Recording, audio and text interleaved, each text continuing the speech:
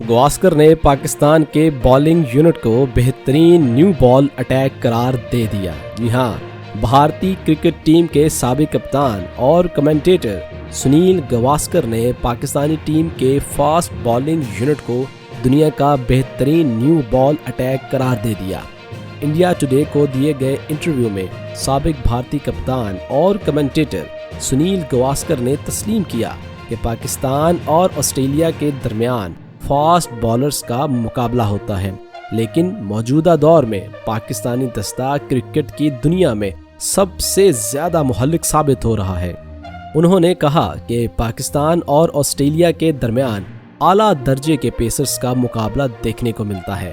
وہ اچھی رفتار سے گیند کو دونوں طرف سوئنگ اور سیم کرنے کی اہلیت رکھتے ہیں، لہٰذا میگا ایونٹس میں کسی بھی بلے باز کو انہیں کھیلنا آسان نہیں ہوگا۔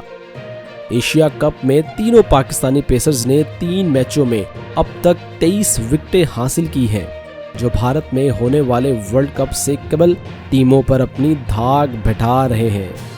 روایتی حریف بھارت کے خلاف قومی پیسرز نے گروپ میچ میں ٹاپ آرڈر کو جھنجھوڑ کر رکھ دیا، تاہم میچ بارش کی نذر ہو گیا اور دونوں ٹیموں کو 1-1 پوائنٹ دے دیا گیا۔